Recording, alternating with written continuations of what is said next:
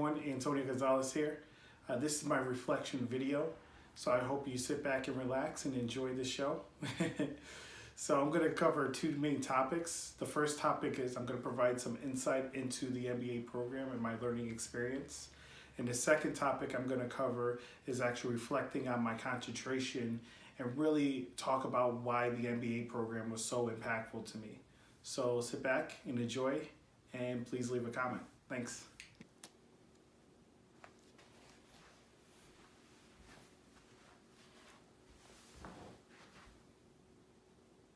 Oh, sorry.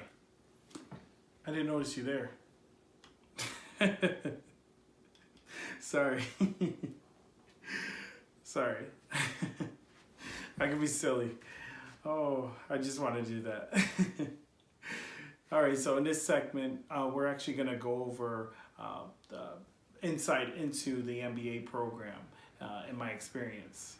So I want to break this segment down into three main parts. The first part is going to be growth. Second is going to be challenges. Third is going to be improvements. So let's get right into it. So as far as growth is concerned, I felt that because I was coming into the program with 7 years of industry experience, I was able to really apply a lot of my experience to my MBA program and vice versa. So a lot of the concept I was learning with my MBA program, I was able to apply those with my career and make slight adjustments to my career and where I wanted to go, just based off of my interests that I was able to actually learn through my MBA program. So that in itself was very insightful, and I loved every bit of it. In addition to that, I was able to really be stronger in my papers, in my discussion boards, in my discussion with my peers, because I came into the program with the experience.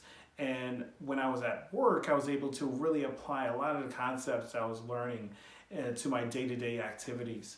So again, that was very invaluable to me in my career and as well as my school life. Now moving right along to challenges. In the beginning, my challenge was time management. And like I said before, I was working full time. That was very difficult at trying to find a balance between schoolwork and actual work. So I was able to create that sense of harmony between the two, and that was just simply me creating a structure for my week, for my month, and saying, all right, this is what I'm going to prioritize this week, and I'm going to put this on hold. And a lot of it comes down to being having a balancing act, so to speak. And I felt very strongly as far as time management is concerned, how important it was in my pursuit of my MBA. So if you're reading this or you're looking at this and you're thinking about becoming, actually doing the MBA program, my advice for you would be time management. Make sure you have a structure in place. Make sure you're dedicating the right amount of hours to your studies and to your papers. You don't want to fall behind. And I guess the last one really, is areas of improvement. I would want to say that the program, I love the program. The program was phenomenal. It's a fantastic program. My peers were great. So the only area of opportunity that I see for posts would be really just taking the concepts or taking the events that are happening around the world and really bringing it into the classroom. I think that was a little bit of a miss. There's a lot of events, so global events that are transpiring over the past couple of years, and I really think it would have been beneficial if we would have applied a lot of the concepts that we're learning in the classroom to those world events. Other than that, it was a great program, and I highly recommend it to anybody. But this concludes this particular segment, and I thank you very much. I'm going to get back to my book. So thanks. Hey everyone. So this next segment, we're actually going to go over my concentration and why pursuing an MBA was so impactful to me. So let's get right into the investment management course that I took. All right, in this particular project that I did. This was a really fun project for me. This is for my investment management course. I learned a great deal in this course. This particular project, we had to build an investment portfolio from the ground up, and that was a lot of fun.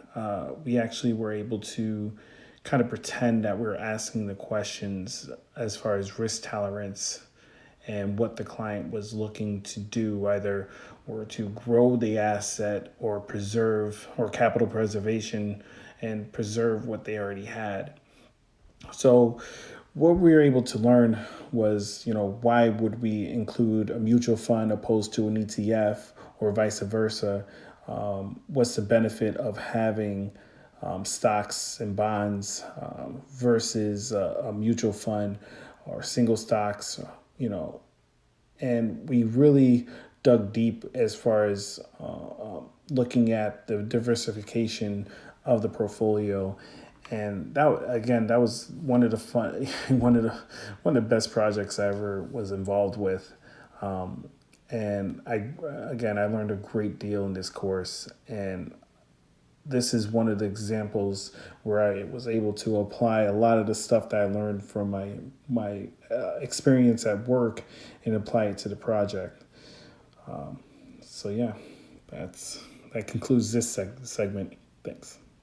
Now that you listen to that, I just now want to go into why I decided to pursue my MBA. And one of the big reasons why I wanted an MBA was because at a young age, someone told my brother and I that we weren't going to pass high school. And that always stuck with me. Growing up, I didn't have a lot of people believing in me, or my brother and I both didn't have a lot of people believing in us. And that always inspired me to prove people wrong and use that negativity, that doubt as jet fuel to pursue higher education, better careers, and just prove everybody wrong. And I always felt that it was my duty to, once I become successful or once I get to a point of a level of success that I can go back and pass it on to the next generation, show a kid that grew up similar that I grew up, that looks exactly like me, and tell them like, hey, you can do this too. You don't have to pursue a career in crime or get mixed up with the wrong crowd. You don't have to become a basketball player to make it out. You can use your mind, and my goal is to inspire young people so that way they can sit there and say, you know what, I can do that because Antonio did that. Antonio's brother Victor did that. And that's really why pursuing an MBA was really dear to my heart. And getting to this point, it's surreal. It's like I finally made it. And I think back and over the summertime, I was doing junior achievement, where I taught and helped young kids about financial literacy, and when they were asking questions, I told them that I was pursuing my MBA, and the look on their faces were like, "You can do that?" It was kind of a shock. They never saw a person of color in that world, of pursuing a higher education like an MBA. And that in itself really carried weight with me because of the simple fact that I inspired one or two or three kids saying, I can do that too. I didn't know I could. It was almost like a door opened up for them, and I saw that in their eyes, and that experience carries with me and continues to carry with me. And this is why I pursued my MBA. This is why I'm working so hard. After this, I'm going to, get my CFP, my Certified Financial Planner designation. This is because the learning process doesn't stop here for me.